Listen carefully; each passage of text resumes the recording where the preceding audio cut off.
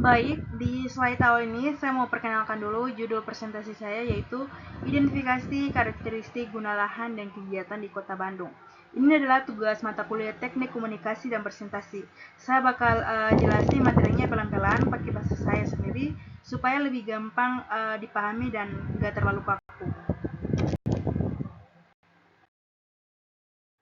Baik, di slide ini kita mulai dari latar belakang. Jadi menurut Doxiadis tahun 1968, perkembangan kota itu adalah proses yang kompleks. Ada dua hal yang bikin kota berubah, pertumbuhan dan transformasi. Pertumbuhan itu kota makin besar dan penduduk menambah, sedangkan transformasi itu perubahan struktur dan fungsi kotanya.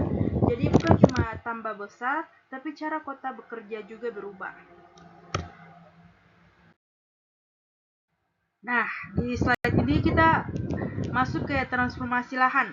Transformasi itu perubahan fungsi lahan yang berjalan terus-menerus. Misalnya, lahan pertanian berubah jadi perumahan, terus jadi pusat perdagangan, dan seterusnya. Jadi, dinamika ini yang bikin wajah kota itu berubah dari waktu ke waktu.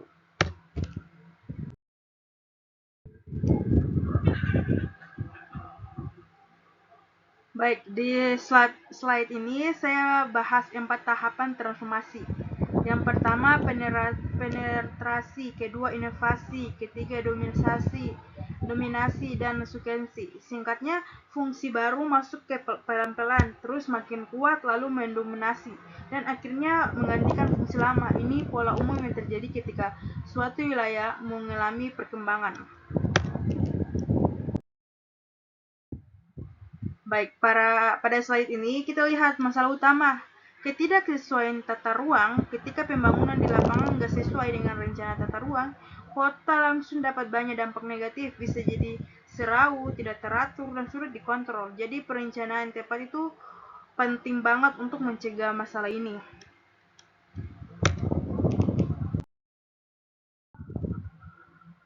Baik, di slide ini semua dampak disatukan. Jadi kalau tata ruang tidak sesuai, dampaknya menyatu banyak aspek. Pertama, sosial. Sosial tuh bisa terjadi kesenjangan dan konflik penggunaan lahan, budaya. Identifikasi lokal bisa hilang. Ekologi lingkungan rusak, polusi meningkat. Struktur kota itu kemacetan dan kepadatan tidak bisa teratur. Ekonomi, investasi menurut dan pasar jadi tidak pasti. Jadi satu masalah tata ruang itu efeknya berantai ke semua sektor.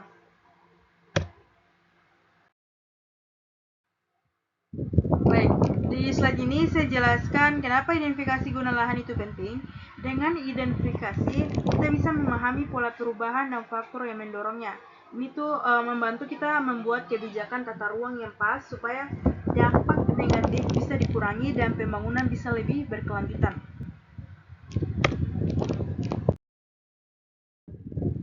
Baik, di slide ini kita bahas definisi guna lahan. Guna lahan adalah fungsi dominan suatu area, misalnya kawasan perumahan, komersial, atau industri. Setiap guna lahan punya karakter dan ketentuan sendiri, dan itu berpengaruh langsung ke perencanaan kota. Nah, di slide ini dijelaskan tentang kegiatan. Kegiatan itu apa? Kegiatan itu yang dilakukan dalam sebuah persial, misalnya perdagangan, hunian, atau industri. Satu lahan yang bisa beberapa kegiatan sekaligus dan itu mempengaruhi dinamika ruang di sekitarnya.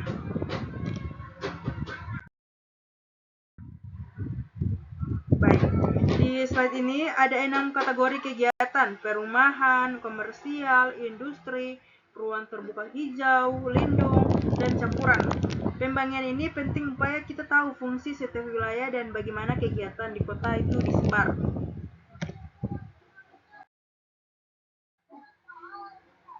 Di slide ini dijelaskan bahwa setiap wilayah punya karakter lahan berbeda-beda, karena itu perlu kajian khusus untuk kota Bandung. Bandung termasuk kota yang berkembang pesat, jadi perubahan lahannya harus benar-benar dipetakan.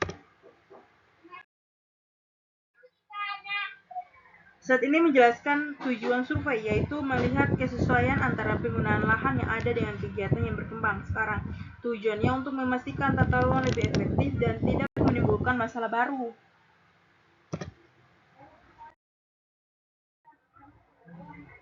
Pada slide ini, sasaran pertama adalah menginovasi karakter fisik, sosial, dan ekonomi tiap pengguna lahan. Jadi, kita bisa tahu potensi dan batasnya yang dimiliki setiap wilayah Bandung.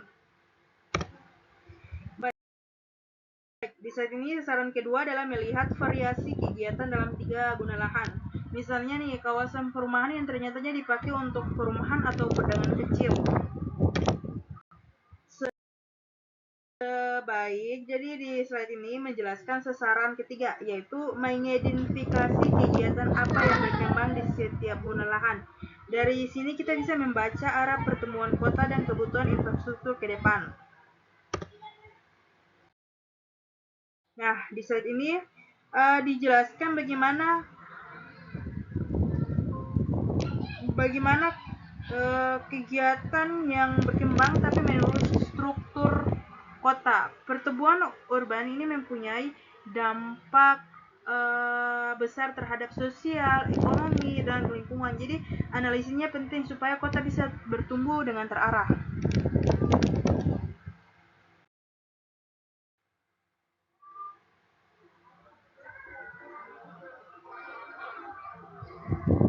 Baik, di slide ini dijelaskan lingkup survei.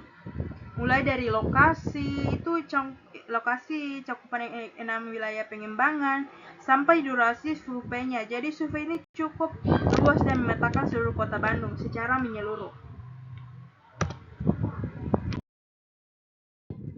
Baik, pendekatan survei atau apa survei?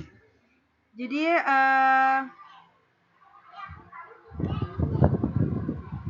yang pertama itu merumuskan masalah. Jadi kita identifikasi pertanyaan kunci dan hipotesis yang akan dijawab oleh survei. Kedua, kebutuhan data. Kita menentukan jenis data yang diperlukan dan sumber-sumbernya. Ketiga, populasi dan sampel. Itu definisi target audience dengan metode pengambilan sampel yang representatif. Keempat, instrumen survei. Jadi kita pengembangan kuesioner, pendoma, wawancara, atau formulir observasi. Baik, pendekatan survei atau pelaksanaan. Jadi ada empat lagi. Itu pertama, menentukan area. Jadi kita pembatasan dan segmentasi area survei berdasarkan karakteristik geografis dan demografis. Kedua, survei lapangan. Kita mengumpulkan data langsung di lokasi melalui observasi, wawancara, dan pengukuran. Etika survei. Ini yang ketiga. Jadi kita memastikan kerahasiaan data dan persetujuan partisipan dalam proses pengumpulan data. Yang terakhir, pengelola data. Jadi kita input, pembersih, dan transformasi data ini meminta menjadi format yang dapat dianalisis.